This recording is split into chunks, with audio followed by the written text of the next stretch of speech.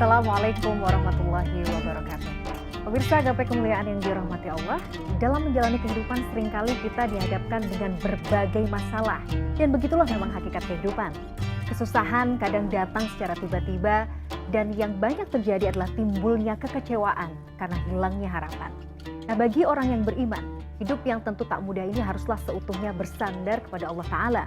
Karena sejatinya manusia adalah makhluk lemah dan bersandar kepada manusia lain bisa menyisakan patah hati. Karena sama-sama terlalu rapuh untuk menjadi tempat bergantung. Nah, pemirsa, hari ini insya Allah kita akan belajar dan mengkaji bersama perspektif tasawuf dengan tema yang sangat menarik, Roja, sandarkan harapmu kepada Allah. Seperti biasa sudah hadir di studio, ada gurunda kita semua, Kiai Haji Haris Hakam. Assalamualaikum Pak Kiai. Waalaikumsalam warahmatullahi wabarakatuh. Apa kabar hari ini Pak Kiai? Sehat walafiat. Terima kasih sudah setia menemani kita di pagi hari ini untuk berbagi ilmu ya. Insya Allah. Nah, bagi Anda pemirsa yang juga memiliki pertanyaan, Anda bisa mengirimkan pertanyaan Anda berupa teks maupun video melalui nomor WhatsApp yang tertera di layar kaca. Anda juga berkesempatan untuk bertanya langsung kepada Pak Kiai melalui sambungan Zoom yang nanti secara teknis akan ditentukan oleh tim Gapai Kemuliaan.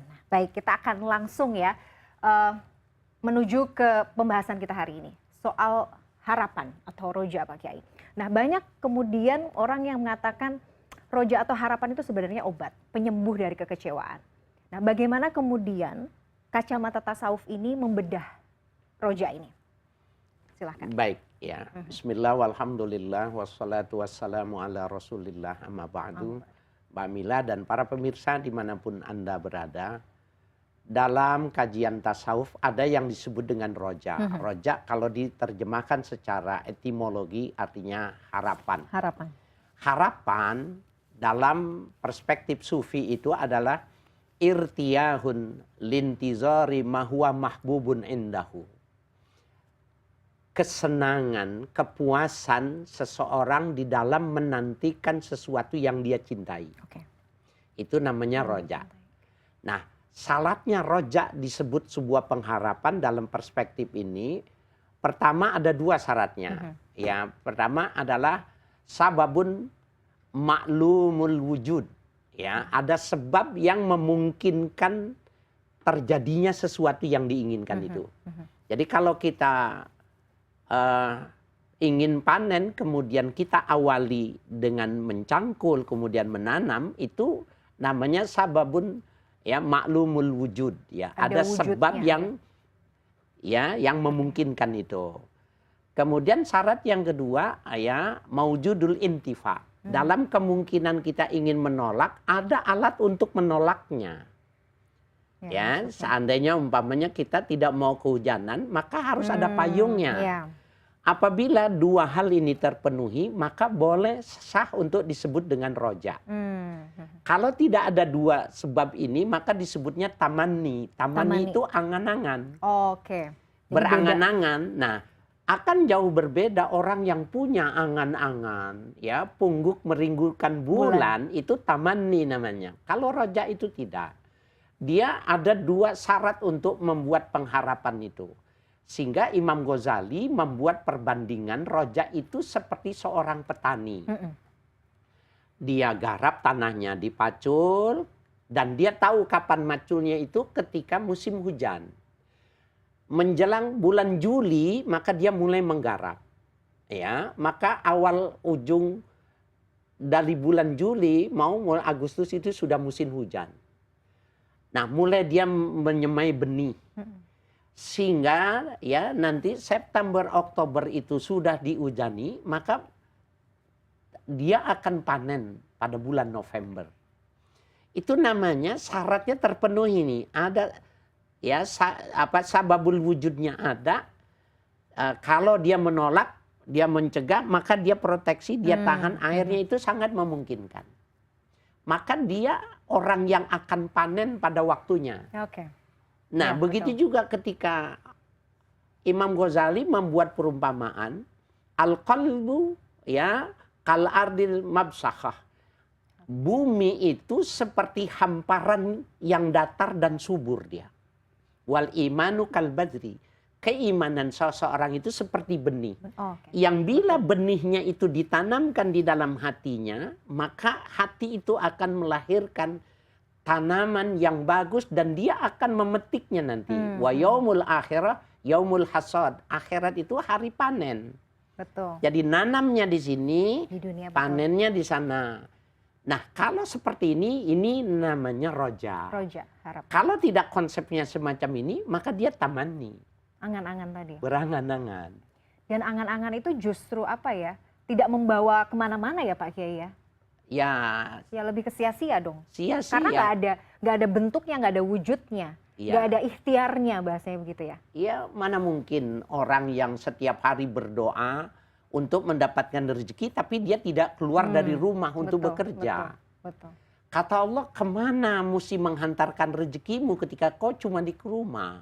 Walaupun dengan alasan misalnya kan rezeki sudah Allah takar, tidak akan tertukar. Jadi sebenarnya ketika saya duduk-duduk pun nanti juga rezeki juga akan datang. Hah? Itu salah. Salah.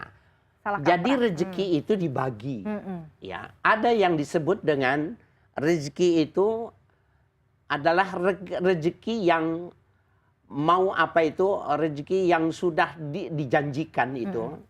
Ya, rezeki yang sudah dijanjikan, wama min dabatin fil ardi illa 'alallahi rizquha. Tidak ada makhluk di bumi ini kecuali rezekinya itu sudah diberikan. Nah, rezeki mau'ud yang rizkun mau'ud, rezeki yang sudah dijanjikan ini, itu rezeki yang cuma untuk bisa meluruskan tulang belakang. Itu orang yang tidak bekerja pun dia akan diberikan rezeki sama Allah. Tapi kalau yang rezeki maksum, dia mesti action. Betul. Orang yang rajin dengan yang malas, maka lebih Beda. banyak mendapatkan orang yang rajin. Karena memang kriterianya maksum. Allah memberikannya itu berdasarkan dari distribusi dia, bagaimana dia memanfaatkannya gitu. Nah, berbeda dengan rezeki yang sudah dijanjikan itu. Kembali lagi kepada roja atau harapan Pak Kiai. Kenapa kita penting untuk menanamkan tadi benih harapan itu? Memang kalau nggak punya harapan, apalagi dalam konteks membangun hubungan dengan Allah gitu ya, ujungnya seperti apa? Kalau kita nggak mendasarinya dengan mengharap kepada Allah. Ya, kalau kita mengharap, apalah kita contohkan saja, mengharap jadi presiden, Ya. mengharap jadi menteri mamanya, karena kita dekat dengan partai dan lain sebagainya. Semua itu menjadi ukuran yang sudah kita sendiri bisa mempersiapkannya untuk mendapatkannya. Sekarang kita ditanya, maunya yang sementara apa mau yang abadi gitu loh. Sederhananya seperti itu dulu gitu, kita mesti jawab. Kalau yang kita mau ya, yang sifatnya sementara, kejarlah itu semua. Tetapi percayalah itu semua akan sirna, semua itu akan hilang. Dan setelah itu kamu kerahkan kemampuan, kamu akan menyesal setelah kau mendapatkannya. Jadi jangan heran kalau yang bunuh diri itu adalah mantan pejabat. Oh, iya. Orang yang punya pendidikan tinggi, orang yang sudah berbintang. Kalau memang itu ternyata tujuan sesuatu yang valid, ternyata dia kan salah kita menilainya. Nah, oleh karena itu cara berpikir kita itu orientasinya itu bahwa di sini dunia bercocok tanam, bukan waktunya panen. Sehingga waktunya kita bersusah payah untuk bercocok tanam itu mempersiapkan segala sesuatunya. Itu yang dimaksud roja. Oke, jadi itu tadi ya, bahwa di dunia ini adalah tempat mempersiapkan, Ya. tempat menanam, tempat menyebar benih ya Pak Ya. Kiai. Nanti di akhirat kita insya Allah akan memanennya. Ya, Nah nanti kita akan bahas lagi nih, bagaimana kita mempersiapkan lahan pertanian Lahan, ini di ya, dunia ini betul, seperti betul. apa. Nanti kita akan bahas. Pemirsa jangan kemana-mana, Gapai Kemuliaan akan kembali sesaat lagi.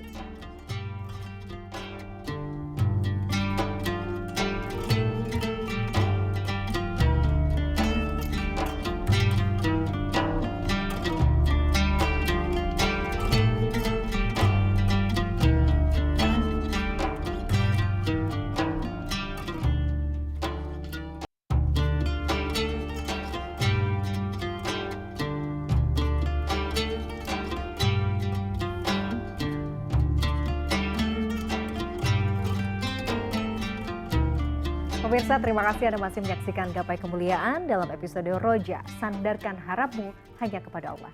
Seperti biasa Pak Kiai, sudah ada pertanyaan yang Baik. masuk dari pemirsa Ya. Gapai Kemuliaan, kita akan simak bersama. Mari. Assalamualaikum warahmatullahi wabarakatuh. Nama saya Eli Wuryanti, Jamaah Majelis Taklim Al-Hidayah, Radio Dalam, Jakarta Selatan. Saya pecinta gapai kemuliaan tasawuf Al-Ghazali di CNN TV. Ingin mengajukan pertanyaan. Begini Pak Kiai, kita manusia punya pengharapan atau keinginan. Kadang keinginan itu tidak sesuai apa yang diharapkan. Bagaimanakah keinginan itu bisa dikabulkan oleh Allah Subhanahu wa taala? Apa yang harus kita lakukan? Terima kasih. Wassalamualaikum warahmatullahi wabarakatuh. Waalaikumsalam warahmatullahi wabarakatuh. Ini dari Bu Eli di Jakarta Selatan, Pak Kiai. Kadang kita itu memiliki ekspektasi, tapi tidak sesuai dengan harapan. Bagaimana kemudian bahasanya, ya Allah mudah-mudahan sih apa yang kita inginkan ini kita bisa dapat. Apa yang harus kita upayakan. Dan kalau misalnya pun tidak sesuai dengan ekspektasi kita, respon kita tuh harus seperti apa? Tafadhol. Ya, yang pertama mesti kita pahami bahwa tugas kita sebagai manusia itu ikhtiar. Karena ikhtiar itu tidak wajib berhasil.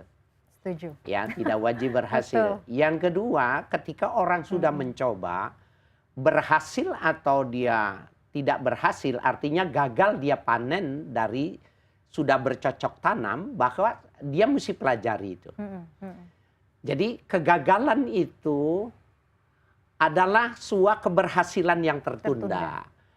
Artinya bahwa kegagalan itu tidak maknanya tunggal. Maknanya gagal lawanan dari berhasil, bukan.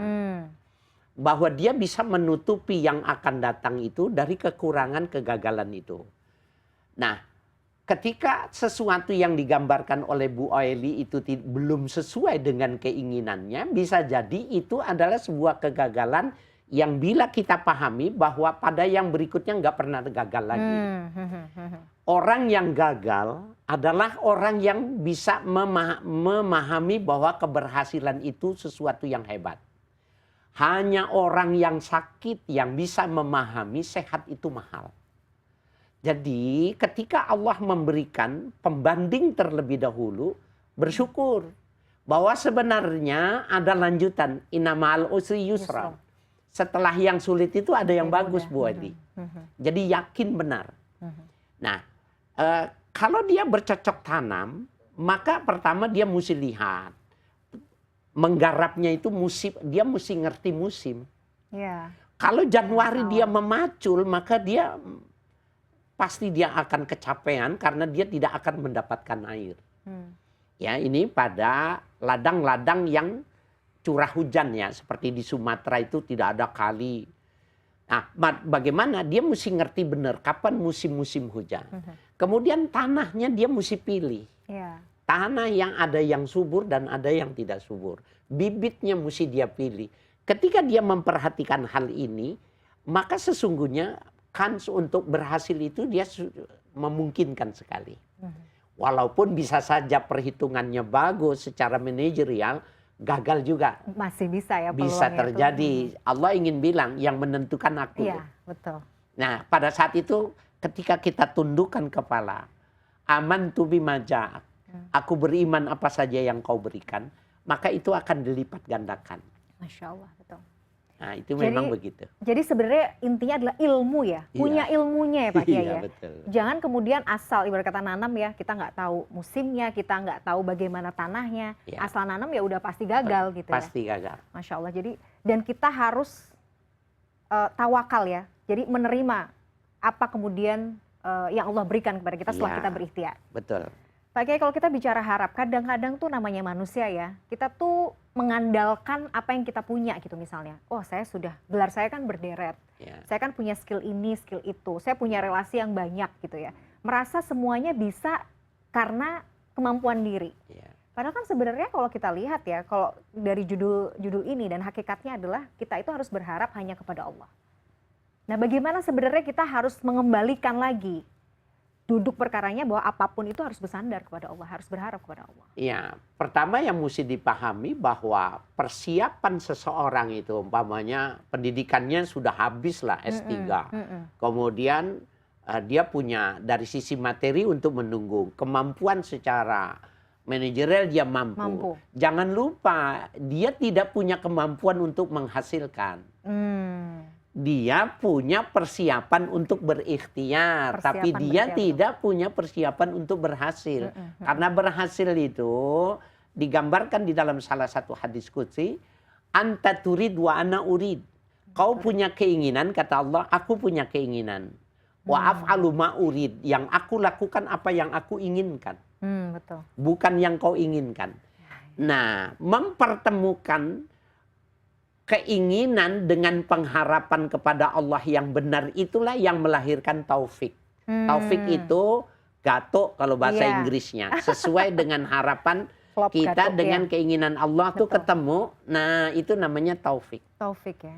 Jadi kita bisa mempercayakan ya Iya, kepada Allah begitu ya. betul. Jadi kita mesti segala sesuatunya, kan kalau ini ada kaitannya dengan tawakal ya. Orang ketika melakukan sesuatu, mengharapkannya kepada sesuatu, kemudian kita menyerahkan, terserah, menitipkan kepada Allah.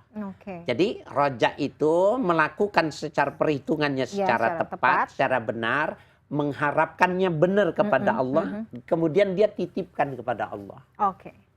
Nah, berarti kalau kita kemudian mengandalkan atau mengharapkan semua pada kemampuan diri sendiri atau kemampuan orang lain, ujung-ujungnya sih udah pasti Pasti dia patah kecewa. hati. Kecewa ya itu tadi. Karena yang Kecewa. mengalahkan dia bukan orang yang pintar, yang lebih pintar, tapi orang yang bodoh. Tetapi tawakalnya bagus dia kepada Allah Subhanahu wa taala. Kan Al-Qur'an juga memberikan contoh pada fakta yang terjadi pada sejarah Islam, dicatat itu kam min fi'atin qalilatin ya ghalabat ya kasiratan, berapa banyak kelompok yang kecil itu bisa mengalahkan yang besar. Kan kalau rasio mengatakan yang besar yang menang, memenang terhadap yang kecil. Tetapi ketika yang kecil itu dia bersandarnya sama Allah. Perang berapa kali perang dalam sejarah kerasulan itu tidak pernah berimbang. Betul. Tetapi kenapa kemenangannya ada di utusan ya para rasul ini yang hidup mengikuti? Kenapa mereka mengikuti keinginan Tuhan? Nah, itu yang menjadi modal ya dalam sebuah keberhasilan ketika seseorang itu tahu benar menitipkannya kepada siapa. Betul. Gitu ya. Betul. Sampai-sampai nih Mbak Mila, nih mudah-mudahan ada manfaatnya ketika kita menitipkan ini. Sampai-sampai orang yang menghafal Quran atau Mbak Mila ingin mendalami sesuatu itu, diajarkan oleh ulama itu. Ya, kalau tidak salah namanya Ali Al-Maghrabi itu, setiap kali dia membaca, ketika dia pingin itu datang, dia habis selesai dia mengatakan begini. Allahumma inni astaudi'tu kama qara'tuhu. Ya Allah, aku titipkan apa yang baru saja aku membacanya. Fardudhu ilayya inda hajati ilai. Kembalikan hafalan itu, ingatan itu ketika aku membutuhkan. Allah ya. Betul. Nah, Sampai sekecil itu ya. sampai hal itu pun harapannya itu digantungannya Allah sama ya Rabb. Tuhan. Tidak pada manajemen. Tidak pada kepada diri sendiri. sistem yang sudah dibangun sebegitu kuat. Tidak, dia gantungannya sama Allah. Kalau urusan yang masalah hafalan aja kita minta digantungkan kepada Allah ya. Ya, Apalagi masalah urusan hidup kita ya Pak Kiai ya. Itu betul. kita harus muhasabah diri sih sebenarnya. Apakah Ya. kita memang cukup mengandalkan Allah dalam setiap hal? Ya. Ataukah kita mengandalkan ego atau kemampuan diri sendiri gitu ya Pak Ya. Kiai? Ini Masya Allah. Pak Kiai, kan kalau bicara harapan itu pasti kebalikannya adalah dengan putus asa. Ya. Nah, fenomena yang saat ini terjadi Pak Kiai kan ada mental issues ya, mental health yang orang tuh lebih mudah depresi sekarang, lebih mudah putus asa. Nah ini kayaknya punya relasi yang kuat bagaimana kemudian kita juga harus membentuk harapan. Kita harus jeda dulu, nanti harus dijawab di segmen berikutnya. Pemirsa jangan kemana-mana, Gapai Kemuliaan akan kembali setelah jeda yang satu ini.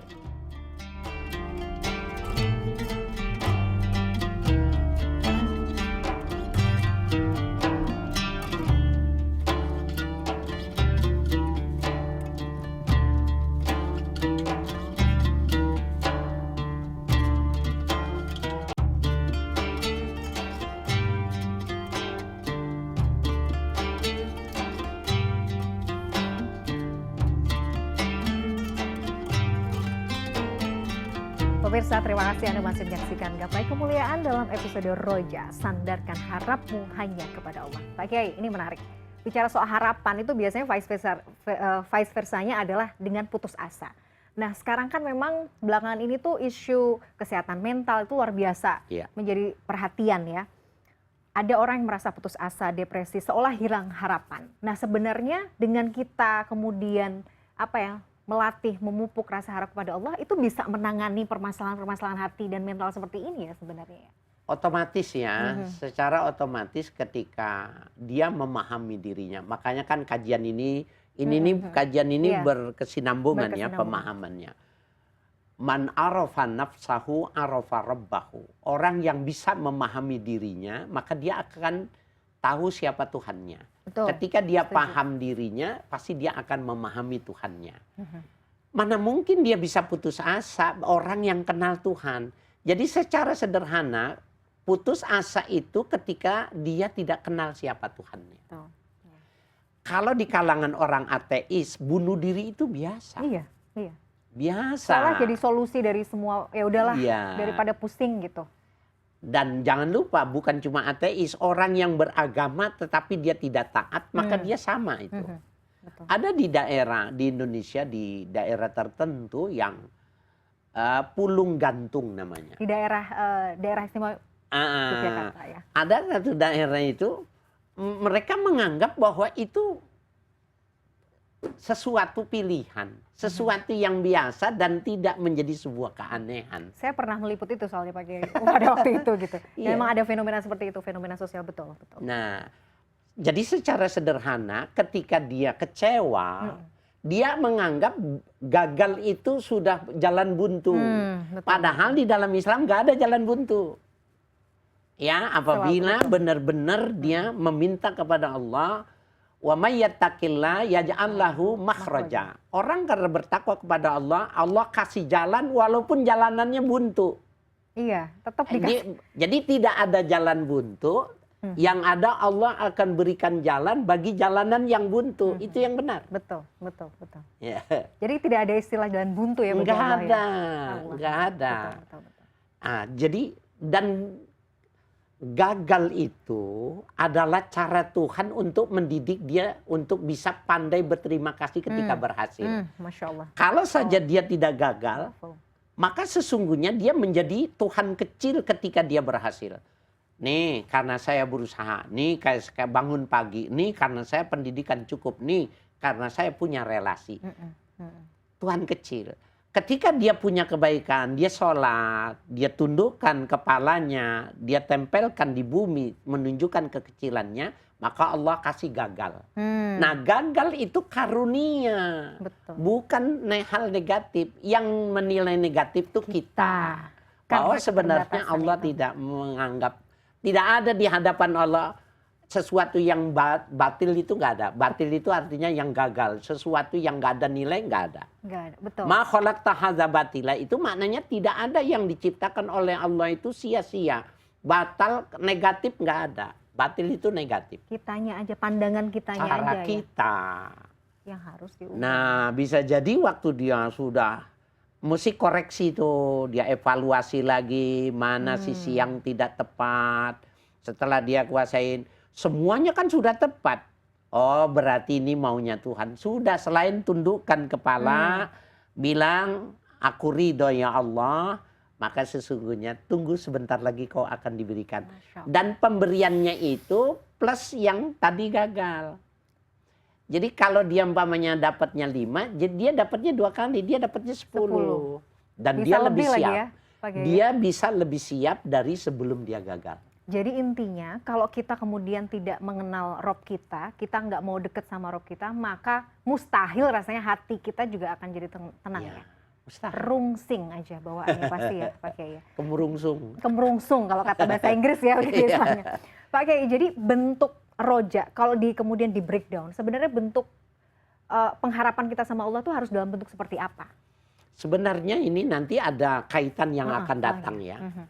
Antara roja sama khauf itu ya kajanahai ta'ir, dia seperti 2 sayap burung. Betul. Ya, yang dua-duanya harus berimbang itu. Nanti insya Allah nanti kita ada kajian tentang khauf ini.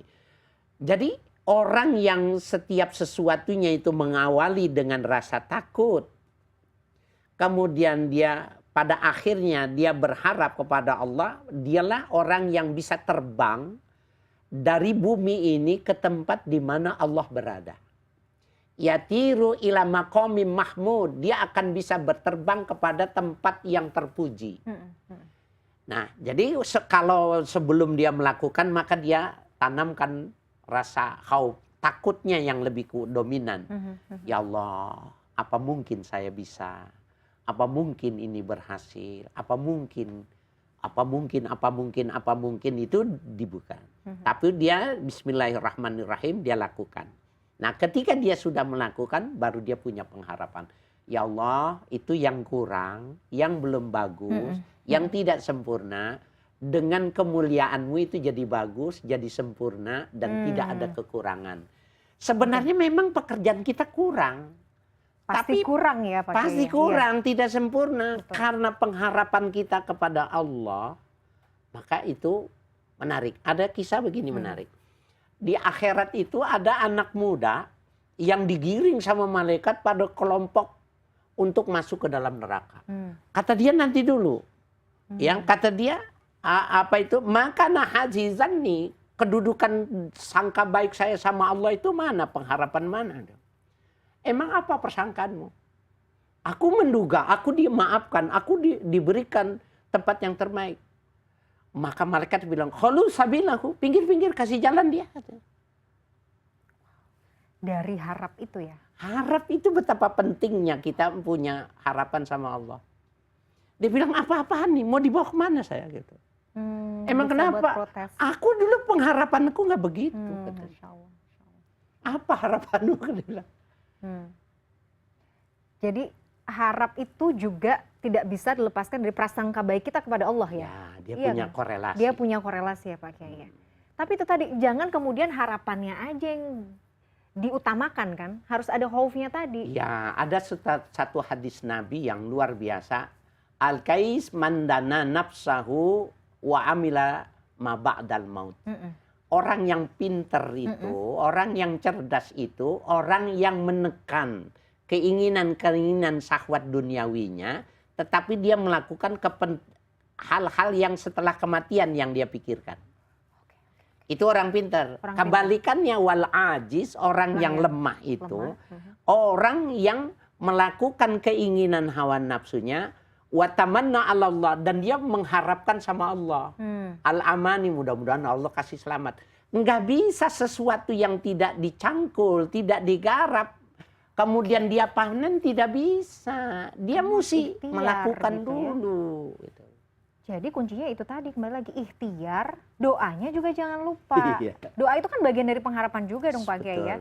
Jadi nggak bisa nih kemudian cuman berharap aja sama Allah, berdoa aja sama Allah, tapi nggak ngapa-ngapain juga ya jangan. Nggak mungkin. Closing statement Pak Kiai sebagai penutup. Baik, jadi hadirin ya para pemirsa dimanapun, bahwa ketika kita punya pengharapan dan harapan itu sangat memungkinkan untuk diharapkan, maka harapan itu hanya kepada Allah. Betul. Sementara mengharapkan sesuatu yang tidak mungkin kita mendapatkannya, itu namanya tamanni, angan-angan. Harus kita bisa bedakan, ukurannya dua. Apakah yang kita inginkan itu bisa tercapai? Yang kedua, kalau memang pencegahan, apakah pencegahannya itu ada yang bisa mencegah? Coba kita pikirkan, umpamanya ketika kita ingin untuk tidak kepanasan, tapi kita tidak punya payung, itu sama juga tamanni, itu mah angan-angan. Tetapi ketika orang berusaha untuk memberi payung, maka dia orang yang disebut dengan punya pengharapan. Masya Allah, sangat powerful sekali. Pak Kiai, terima kasih sekali, jazakallah khair ilmunya hari ini. Next kayaknya kita perlu bahas juga pasangannya Roja nih ya, supaya sayapnya bisa terbang bersama Khauf ya. Insya Allah kita akan bahas. Sekali lagi terima kasih Pak Kiai ilmunya. Pemirsa, usai sudah perjumpaan kita hari ini dalam program Gapai Kemuliaan. Semoga tausiah kali ini bisa menambah hasanah ilmu agama kita, menjadikannya bermanfaat, dan yang paling utama, menambah ketaatan kita kepada Allah Azza wa Jalla. Saya Meladia Rahma dan juga Kiai Haji Haris Hakam pamit. Terima kasih atas perhatian Anda. Insya Allah kita akan jumpa lagi pada episode berikutnya. Wabillahi taufik wal hidayah. Wassalamualaikum warahmatullahi wabarakatuh.